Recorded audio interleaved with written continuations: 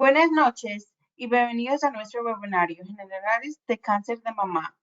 Los temas que se cubrirán esta noche son primordiales para nuestra comunidad. Hasta el 90% de los millones de personas que tienen una mutación hereditaria que les causa o predispone al cáncer desconocer su riesgo. Únanse con nosotros para crear conciencia entre sus familias y familiares y arroje luz sobre el cáncer hereditario para salvar vidas. Mi nombre es María. Soy miembro de la comunidad FORCE y hoy voy a ser su monitoria. FORCE mejora las vidas de millones de personas y familias que enfrentan cánceres hereditarios de mama, ovario, páncreas, próstata y colorectal. Nuestra comunidad incluye personas con mutaciones genéticas y mutaciones genéticas hereditarias y aquellas diagnosticadas con síndrome de Lynch. Logramos la misión de FORCE a través de nuestros esfuerzos de educación, apoyo, promoción y investigación. No importa su mutación hereditaria o diagnóstico. FORCE y nuestros voluntarios capacitados están disponibles para ayudarlo. Visite nuestro web para obtener información revisada por expertos y acceder a nuestro programa de soporte. Incluye las reuniones virtuales de Zoom, nuestro programa de empoderamiento de navegación entre pares y nuestros foros de mensajes en línea. En este momento, por favor, quiero agradecer a nuestros patrocinadores en esta noche por hacer posible esta programación y por ser continuo apoyo a FORCE y la comunidad de cáncer hereditaria. Es nuestra presentadora de esta noche es la doctora Ciano. La doctora Ciano es miembro asistente del Departamento de Oncología de Seno de Ashley Moffitt Cancer Center y profesora asistente de Morsani College of Medicine de la Universidad de Florida del Sur. La doctora Ciano nació en Venezuela y recibió su título de médico de la Escuela de Medicina Luis Gaceta de la Universidad Central de Venezuela. Y en el 2008 se mudó a los Estados Unidos en el 2012 y completó su residencia en medicina interna en Stewart St. Elizabeth Medical Center en Boston, Massachusetts. La doctora Ciano está interesada en la atención multidisciplinaria de pacientes con cáncer de seno de diferentes grupos de edad, étnicas, estados y subtipos. Después de su presentación, realizamos una sesión de preguntas-respuestas para responder las muchas preguntas que nos envió. Haremos todo lo posible para abordar cada una de ellos. No brindamos asesoramiento médico esta noche. Comuníquese con su médico si tiene alguna pregunta específicamente o urgente. Gracias. Gracias, María. Entonces vamos a hablar un poco de el cáncer de mama hoy. Vamos a hablar primero sobre una información básica sobre el cáncer. El cuerpo entero se compone de muchas células. Los grupos de células forman tejidos y órganos. El cáncer puede comenzar cuando hay una multiplicación descontrolada de las células o una alteración de alguna de estas. El cáncer puede originarse en cualquier parte del cuerpo, en cualquier órgano del cuerpo. Por esta razón existen muchos tipos de cáncer. Los cambios en las células pueden causar tumores, pero no todos los tumores son cancerosos. En las etapas tempranas de muchos tipos de cáncer no se manifiestan ni signos ni síntomas. ¿Qué son las mamas? O los senos. Las mamas son un órgano que se encuentra localizado en la pared anterior del tórax y se compone de tejido, grasa y glándulas.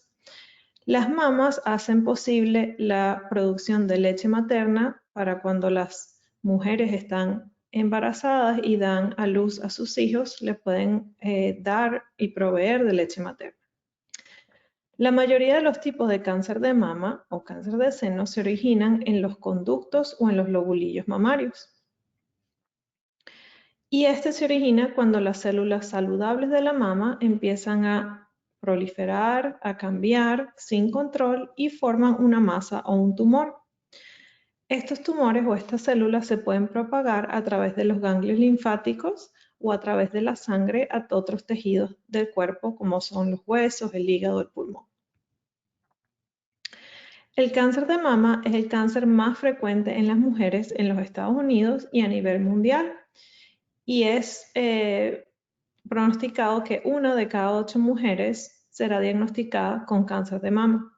Es por eso que tenemos que tener conocimiento acerca de esta enfermedad para ayudar y tomar las medidas necesarias para prevenir y para, en el caso de detección, que sea una detección temprana que tiene mejores pronósticos.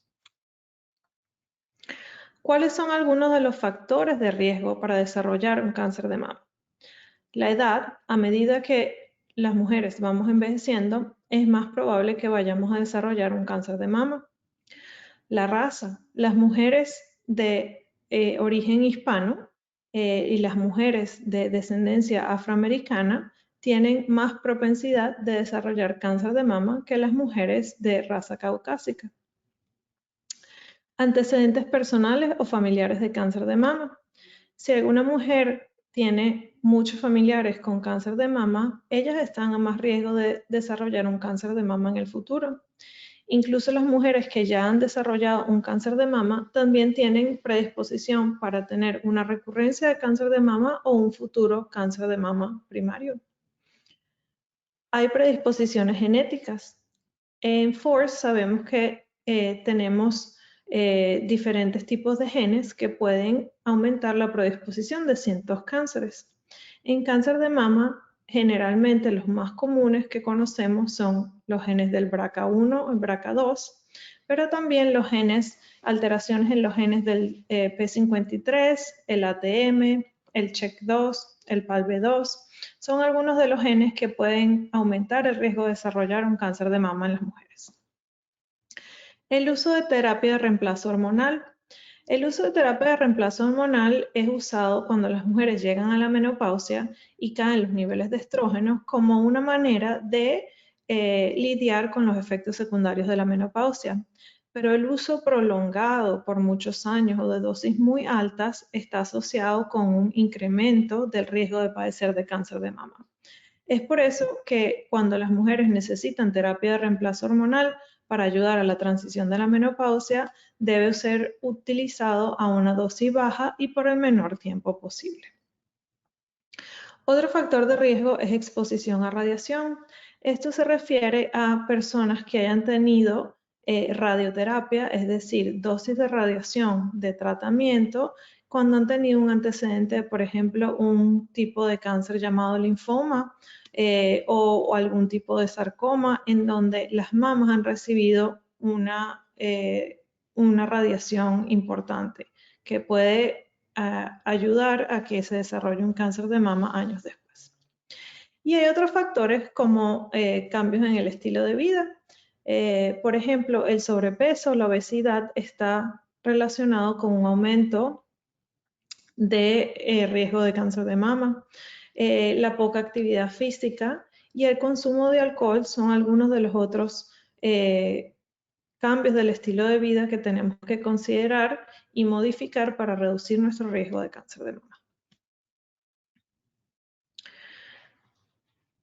En FORCE estamos luchando y apoyando a los pacientes que tienen un riesgo hereditario de cáncer de mama. Es por eso que quería discutir un poco qué es el síndrome de cáncer de mama y ovario. Esto es un síndrome causado por mutaciones en los genes de BRCA1 o BRCA2. Estos son unos genes que están encargados de reparar el daño celular que puede ocurrir por el recambio celular normal. Pero en aquellas personas que tienen mutaciones en estos genes, no pueden reparar el ADN de esas células y esas células que ya tienen un error en su ADN pueden proliferar y conducir a un cáncer de mama. En estos pacientes, el riesgo absoluto de ser de un cáncer de mama es de más del 60%, o sea, es un riesgo bien importante. Y este riesgo empieza a partir de los 18 años. Entonces, además de ser un riesgo importante, puede aparecer a edades tempranas.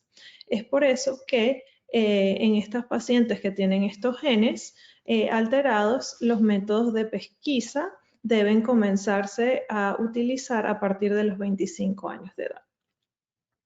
¿Cuál es la diferencia entre los genes BRCA1 y BRCA2?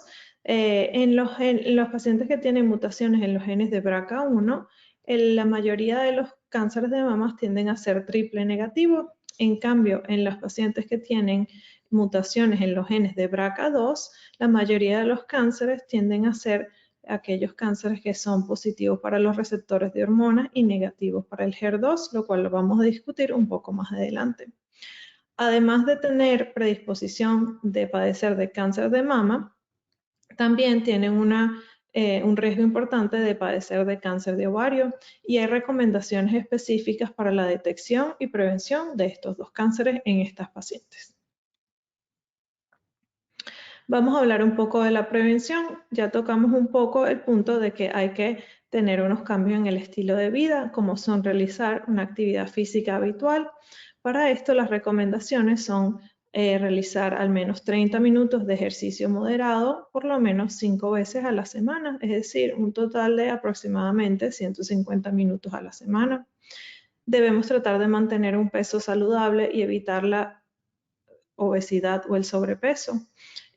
Para esto, la mejor manera es pues realizar actividad física habitual y tener una dieta balanceada y saludable.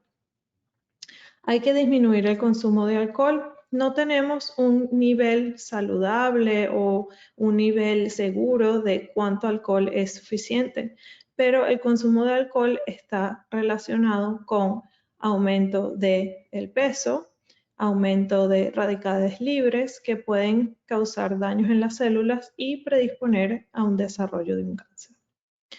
Hay que también tratar de dejar de fumar. El cigarrillo, aunque no repercute directamente en la incidencia de cáncer de mama, pues sabemos que puede aumentar el riesgo de desarrollar cáncer de pulmón, cáncer de vejiga, entre otros. Entonces es muy importante tratar de evitar el desarrollo o la producción de alguno de estos cánceres.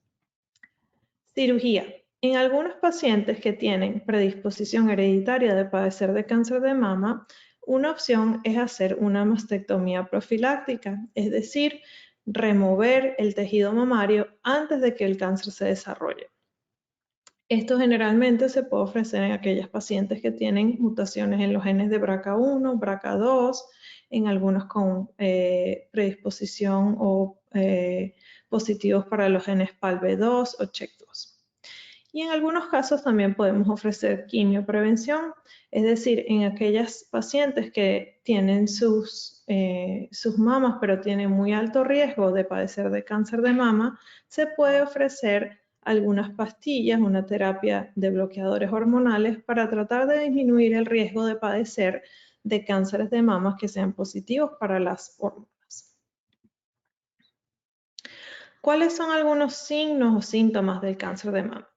Pues generalmente puede ser asintomático, ¿verdad? Es decir, que los pacientes no sientan nada y esos son los cánceres que generalmente se detectan bien tempranos con el uso de la pesquisa, la mamografía de pesquisa. Pero en algunos casos, cuando los tumores siguen creciendo, pueden ocasionar cambios en las zonas de las mamas. Entonces, ¿cómo puede verse y sentirse? Puede sentirse como un bulto, una nudosidad, una hinchazón en la zona del pecho, de las mamas. En algunos casos, el pezón se puede retraer hacia la pared torácica, es decir, hacia adentro, lo llamamos pezón hundido o retraído. Puede haber cambios en la piel, puede haber enrojecimiento de la piel, descamación en la zona de la piel o de los pezones. Puede haber secreciones anormales del pezón, pueden ser secreciones lechosas o secreciones con evidencia de sangre.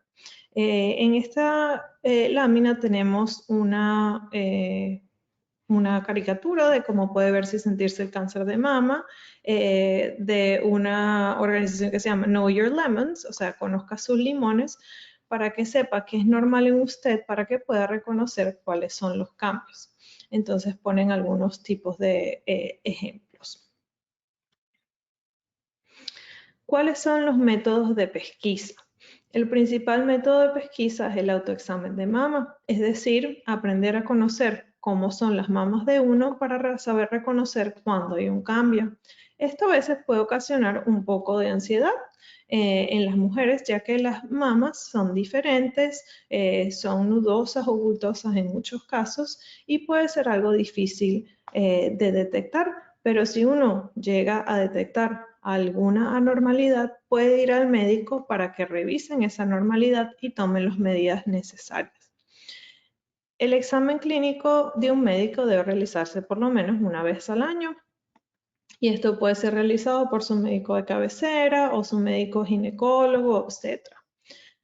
Luego hablamos de las mamografías. Las mamografías son unas radiografías del seno o la mama y tenemos las mamografías de detección o de pesquisa, en las cuales son algunas imágenes para asegurarse que no haya ninguna anormalidad, y si se detecta alguna anormalidad, entonces procedemos a ordenar una mamografía de diagnóstico. Sigue siendo la misma mamografía, pero se toman más imágenes para detallar el área un poco mejor. Luego tenemos a veces los exámenes los complementamos con un ultrasonido. Un ultrasonido es un tipo de imagen que es diferente que ayuda a complementar a la mamografía. Y luego tenemos la resonancia magnética. Entonces cualquiera de estos pueden ser usados en diferentes casos. La mamografía, como dijimos, es una radiografía con la que se pueden detectar cambios en las mamas que pueden ser cancerosos. Con frecuencia permite detectar temprano los cambios en las mamas antes de que los pacientes sientan algún bulto. Entonces, este es el método estándar para detectar cáncer de mama. La mamografía consiste en que la mujer, como en esta caricatura, se acerca a la máquina de radiografía y tenemos una zona de la máquina de radiografía que comprime el seno para tomar diferentes imágenes. En algunos pacientes, este examen puede ser un poco incómodo, incluso un poco doloroso. Algunos de los métodos que nosotros sabemos que disminuyen el dolor o la ansiedad de realizar este examen son, bueno, saber qué esperar y comunicarse bien con el técnico radiólogo que le vaya avisando cuáles son los pasos a seguir, porque mientras tenemos información de qué va a suceder, pues sabemos cómo nos vamos a comportar. Otras cosas es tratar de evitar tomar mucha cafeína antes de una mamografía, porque eso puede hacer que las mamas aumenten un poco de tamaño y sean más sensibles. Otras cosas podemos evitar tratar de agendar la mamografía alrededor del periodo menstrual, porque en esta fase del ciclo menstrual también ese tejido tiende a ser un poco más sensible. Pero sobre todo la comunicación. ¿Cuáles son las recomendaciones de pautas de detección? El Colegio Americano de Radiología y la Sociedad Americana de Cirujanos del Seno recomienda que las mujeres que tienen un riesgo promedio o normal, es decir, aquellas que no tienen antecedentes familiares o personales o hereditarios, pueden comenzar su mamografía anual a la edad de los 40 años. Y las mujeres que tienen un riesgo de mama superior al promedio, es decir, aquellas que sí tienen bastante antecedentes familiares o personales o riesgos hereditarios, que se sometan a una mamografía de detección anual y que se les debe ofrecer imágenes suplementarias. Es decir, si hacen una mamografía anual, es posible que necesiten un ultrasonido o que necesiten una resonancia magnética. Y estos exámenes deben iniciarse a una edad basada en el riesgo. Es decir, por ejemplo, en las mujeres que tienen mutaciones en los genes BRCA1 y 2, generalmente estos exámenes empiezan a los 25 años. En aquellas mujeres que tienen otros riesgos, depende de la edad con que su familiar les dio el cáncer de mama. Entonces, es algo más personalizado. Vamos a hablar un poquito más en detalle en cuáles son los tipos de cáncer de mama. Esto es una figura de cómo es la mama por dentro. La mama tiene dos partes principales, los lóbulos o lobulillos, que es donde se produce y se almacena la leche materna cuando las mujeres están embarazadas o lactando. Y los ductos son los canalículos o los tubitos donde sale la leche hacia el pezón y la areola. Entonces, cuando hablamos de tipos de cáncer de mama, hablamos de cánceres no invasivos o invasivos. Los cánceres no invasivos son precursores de los cánceres invasivos, es decir, en estos casos Por ejemplo, en esta figura tenemos un ducto, ¿verdad? Y dentro de ese ducto hay células anormales. Esas células son células cancerosas, pero están contenidas dentro de ese ducto. No se han salido a ningún lado, no han formado ningún bulto, ningún tumor. En cambio, cuando esas células continúan creciendo, forman una masa, un bulto, se salen de los ductos, invaden el tejido que está alrededor de ellos, por ejemplo, otros ductos o los lóbulos o la grasa, y en ese caso lo determinamos que es un carcinoma invasivo. A su vez, podemos clasificar el cáncer de mama invasivo en de dónde proviene ese cáncer, en qué parte de la mama se originó. Entonces, si se origina en los ductos, que es el lugar más común, aproximadamente 85% de los cánceres se originan en los ductos, lo llamamos un carcinoma ductal invasivo o infiltrante. Si se origina en los lóbulos o en los lobulillos, lo llamamos un carcinoma lobular o lobulillar. Y tenemos otros tipos menos comunes como el medular, papilar, mucinoso, tubular, metaplástico. Y esto generalmente se determina, lo determina el patólogo cuando revisa las laminillas bajo el microscopio. También podemos clasificar el cáncer de mama dependiendo de la expresión de los diferentes receptores que chequeamos. Es decir, chequeamos tres tipos de receptores en las células del cáncer de mama. Los receptores de estrógeno, los receptores de progesterona o los receptores del HER2. Si los pacientes tienen los receptores hormonales positivos, nosotros sabemos que eso indica que ese tipo de cáncer de mama es uno que le gustan las hormonas del cuerpo y es como su comida para continuar creciendo. Y si tiene el HER2 positivo, es decir, tiene una expresión anormal de esta proteína en la superficie de las células que le indica al núcleo de la célula que tiene que seguir creciendo. Entonces, eso es anormal.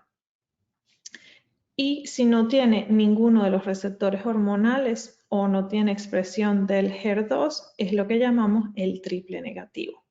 En los diferentes subtipos de cáncer de mama tenemos el positivo para los receptores hormonales y negativo para el HER2 y es el subtipo más común de cáncer de mama, aproximadamente 70% de los cánceres de mama son de este subtipo. Tenemos los triple negativos, que es aproximadamente del 13 al 15% de los cánceres de mama, y tenemos los HER2 positivos, que pueden ser positivos o negativos para los estrógenos y la progesterona, y eso representa también aproximadamente un 15% de los cánceres de mama. ¿Cuáles son los estadios del cáncer de mama? El estadio de un cáncer se refiere a qué tan avanzado está el cáncer una vez que ha sido diagnosticado.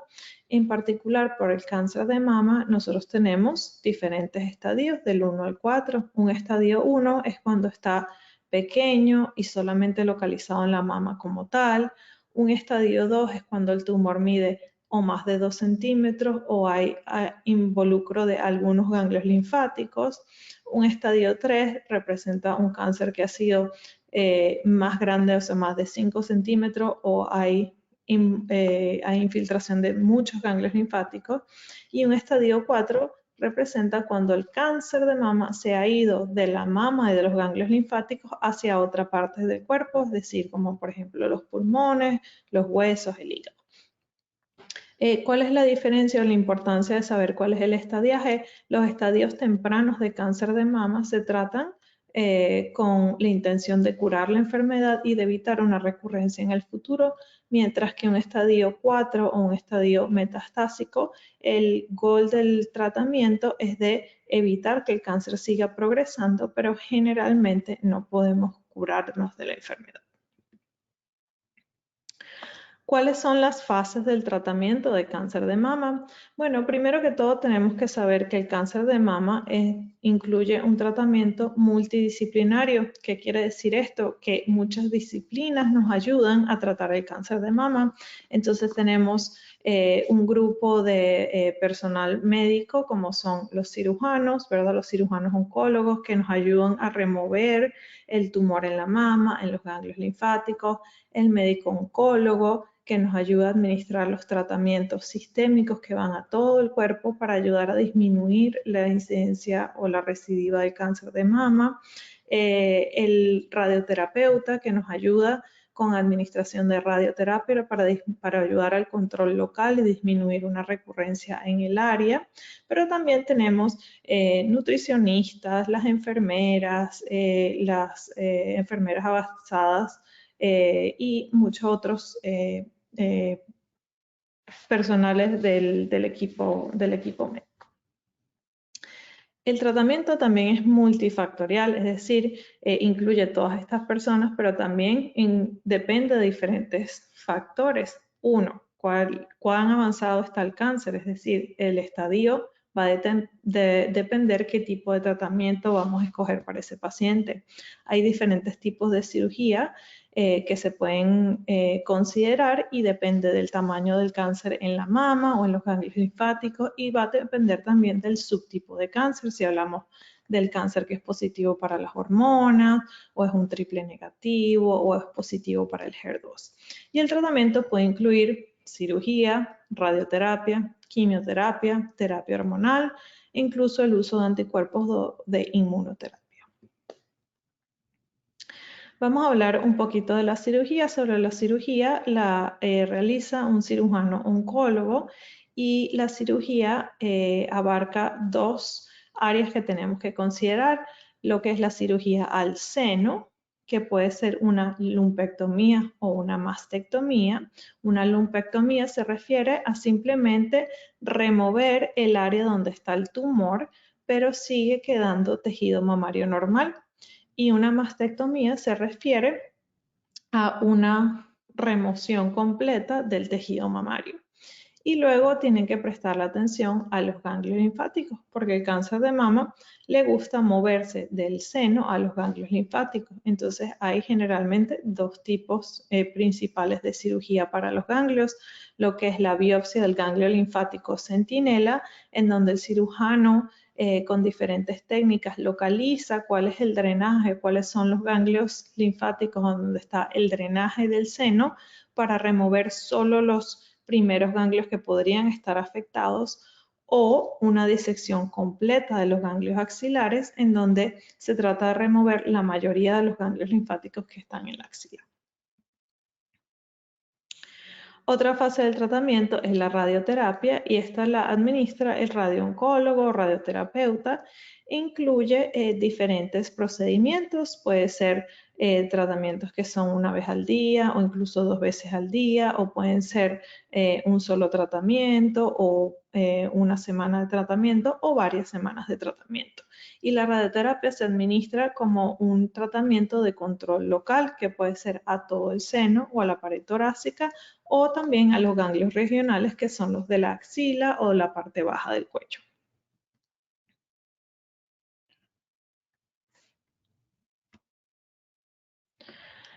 La otra fase del tratamiento es la terapia sistémica y esta es administrada por el oncólogo médico.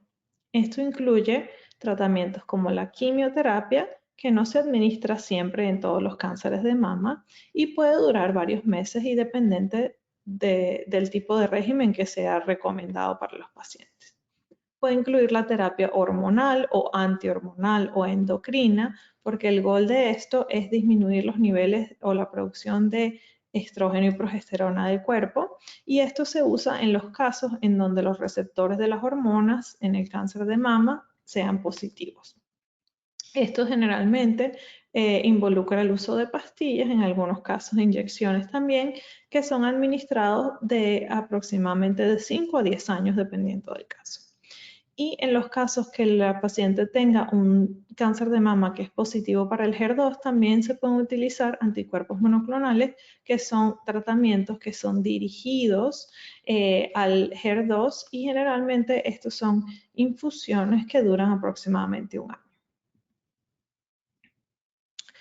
También cuando hablamos del tratamiento de cáncer de mama, a veces hablamos de tratamiento neoadyuvante. ¿Qué quiere decir esto? Que el tratamiento sistémico, es decir, el uso de la quimioterapia o la inmunoterapia, es administrado antes de la cirugía. Esto generalmente lo usamos en los cánceres que son triples negativos o HER2 positivos y que son tumores grandes, es decir, de 2 centímetros o más, o cuando los pacientes sabemos que tienen ganglios linfáticos positivos.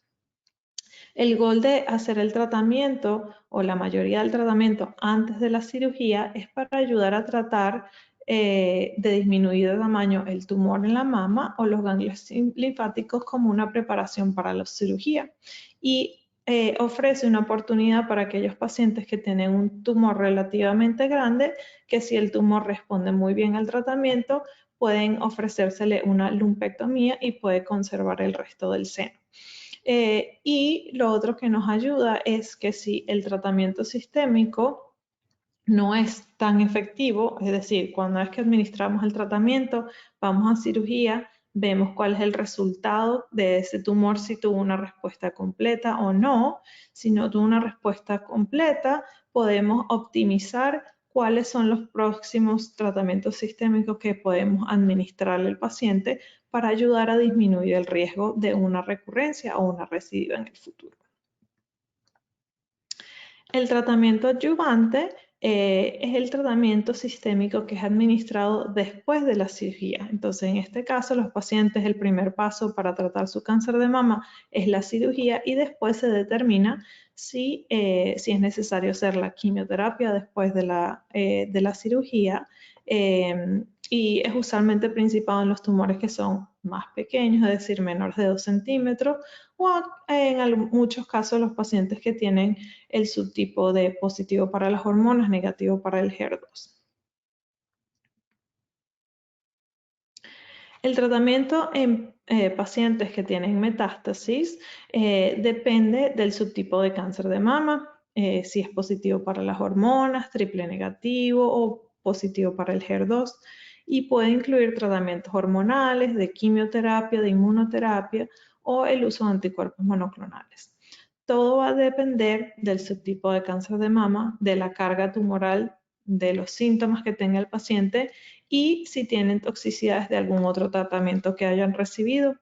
En estos casos, generalmente nosotros tratamos a los pacientes y realizamos estudios radiológicos frecuentes, es decir, cada 3 o 4 meses, para determinar continuamente si el tratamiento está siendo efectivo. En estos casos, su médico discutirá y recomendará cuál es el mejor tratamiento para su paciente. Algunas palabras sobre los ensayos clínicos. Los ensayos clínicos son estudios de investigación que tienen el propósito de evaluar o una intervención médica, como un nuevo tratamiento, un medicamento, un procedimiento quirúrgico o un dispositivo médico, y permite estudiar si este tratamiento o una combinación de tratamientos es más eficaz o tiene efectos secundarios menores que el tratamiento estándar. ¿Por qué es importante participar en los ensayos clínicos? Bueno, principalmente contribuye al avance de la ciencia. Nos permite probar intervenciones nuevas, experimentales, que todavía no han recibido la aprobación por los organismos federales, pero nos permite exponernos a esos tratamientos que son beneficiosos, recibir atención y cuidados adicionales y ayuda a los investigadores a encontrar mejores tratamientos. Los ensayos clínicos nos permiten aprobar tratamientos también que son más efectivos y menos molestosos a los pacientes. Esta es una lámina acerca de algunos recursos importantes acerca del cáncer de mama. Todos son en español. Podemos acceder a la red de cancer.net, que es un lugar de información de la Sociedad Americana de Oncología Clínica y tiene muy buena información en español. En su propia institución de salud, en su propio hospital. En mi hospital es Moffitt, también tenemos recursos en español para los pacientes. La Sociedad Americana contra el Cáncer tiene mucha información en español. En la página de Force tenemos mucha información en español para los pacientes de habla hispana. Y lo más importante es su equipo médico. que es el que mejor lo conoce y mejor lo puede guiar acerca de sus dudas. Y bueno, con esto concluimos este webinar y podemos hablar de algunas preguntas si alguien tiene alguna. Muchas gracias, doctora, por toda la información. Sí, tengo 4 preguntas que si desea en este momento les voy a preguntar. La Okay. primera, ¿alguna vez es mejor esperar hasta la cirugía para comenzar primero con quimioterapia? ¿Cómo decides? Eso es un poquito de lo que hablamos, que depende del subtipo de cáncer de mama, del tamaño del cáncer de mama al momento del diagnóstico.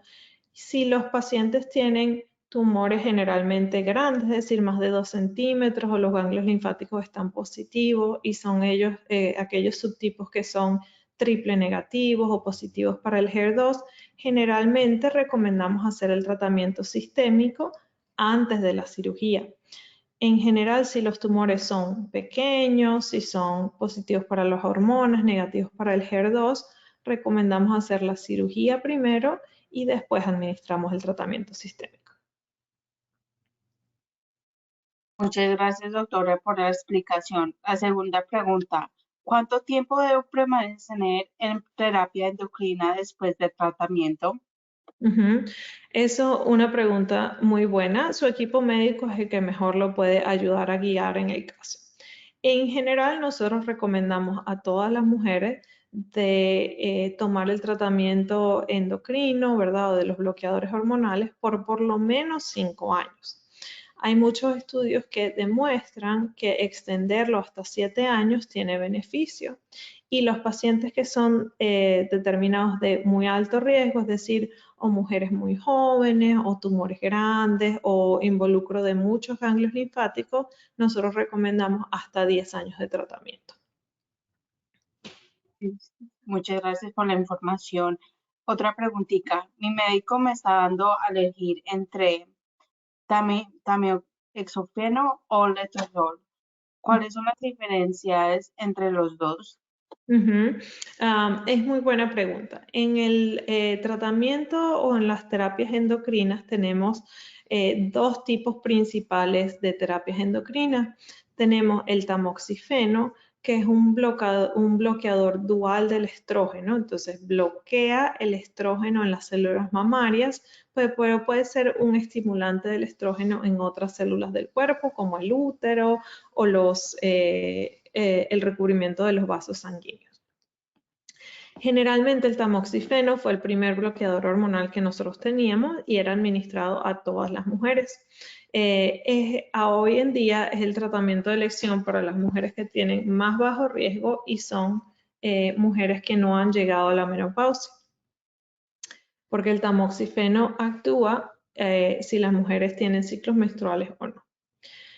El letrozol es un inhibidor de la aromatasa, ese es el otro tipo de terapia endocrina que tenemos. En este caso, esta medicina, el letrozol, pero hay otras dos, el anastrozol y el exemestano, lo que hacen es que bloquean la activación del estrógeno en el cuerpo al bloquear una enzima que se llama la aromatasa.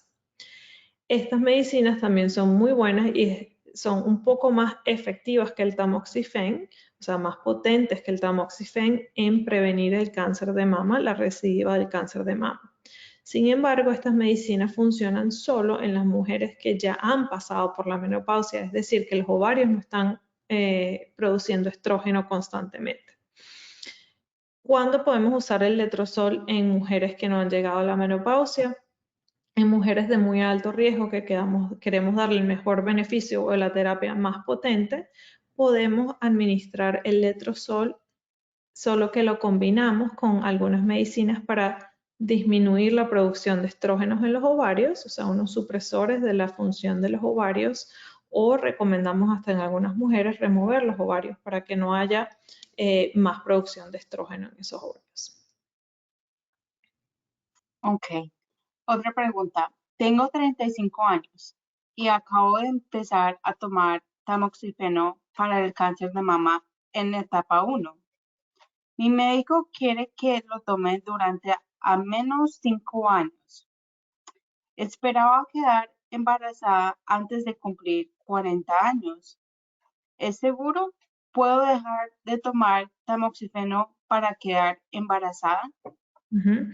Es muy buena pregunta. Bueno, esto depende un poco también de el estadio o qué tan avanzado está el cáncer de mama de la paciente cuando fue diagnosticado. Pero sí es posible quedar embarazado después de un diagnóstico de cáncer de mama. Incluso la información que tenemos en aquellos pacientes que han tenido un historial de cáncer de mama y luego quedan embarazados 2, 3, 5 años después, nos dice que no, el embarazo, un futuro embarazo, no representa un riesgo mayor de padecer de cáncer de mama otra vez. Sin embargo, lo que nosotros recomendamos hoy en día a los pacientes es tratar de esperar por lo menos unos 2, 3 años después de que se hizo el diagnóstico de cáncer de mama para tratar de tomar un receso o un break de las terapias para poder quedar embarazado. De esta manera, pasamos el periodo más alto de una posible recurrencia y sabemos que ese paciente está en su estado más saludable para tener un próximo bebé. Cuando los pacientes están tomando tamoxifeno, el tamoxifeno es una medicina que es teratogénica, es decir, que puede afectar el feto. Entonces, la paciente debe parar completamente el tamoxifeno, esperar por lo menos 2 meses sin tomar el tamoxifeno para intentar quedar embarazada y disminuir los riesgos al feto o al bebé. Hubo un ensayo clínico que se llamaba el estudio positive o el estudio positivo que nos ayuda a contestar esta pregunta. Este estudio clínico involucró a pacientes de todo el mundo, todas las razas, muchos diferentes países en los diferentes continentes que tenían un diagnóstico de cáncer de mama positivo para las hormonas, negativo para el HER2, completaron su quimioterapia si necesitaban, su cirugía y estaban tomando su terapia endocrina, es decir, con medicamentos como el tamoxifeno, por lo menos 1 año y medio. Y después se les decidió dar un tiempo para intentar quedar embarazadas o usar estudios de fertilización si era necesario. Y después, una vez que completaron su embarazo, su lactancia, retomaran su terapia endocrina. Y estas mujeres han sido seguidas por muchos años y nos ayuda a confirmar lo que habíamos visto anteriormente, que estas mujeres no tienen un riesgo mayor de padecer de una recidiva de cáncer de mama por el hecho de haber quedado embarazados. Así que sí es posible un embarazo después de un cáncer de mama. Muchas gracias, doctora. Qué buenas noticias. Última preguntita. ¿Los casos de cáncer de mama inflamatorio pueden tratarse con lupectomía o es necesario la doble mastectomía? Ujú. El cáncer de mama inflamatorio es un cáncer que es un estadio 3, o sea, es un estudio más avanzado de cáncer de mama y generalmente en los cánceres inflamatorios hay una infiltración del tejido linfático de la piel y ocasiona cambios en la piel como tal. Entonces, en general, como toda la piel del seno está involucrada, los cirujanos recomiendan una mastectomía porque si hicieran solo una lumpectomía es posible que dejaran células de cáncer en la piel o en los tejidos linfáticos de la piel que podría aumentar el riesgo de una recidiva en el futuro. Entonces, generalmente sí se recomienda una mastectomía. Muchas gracias, doctora. Esa es la última pregunta de nuestro webinario. Dale muchas gracias por toda la información y quería decir que por favor continúe de comunicarse con Force para satisfacer sus necesidades de apoyo e información. Se bien hay muchas mutaciones y muchos cánceres, solo hay una comunidad, la comunidad de Force, que apoya a cualquier que sea afectado por ellos. Gracias por atender y buenas noches a todos.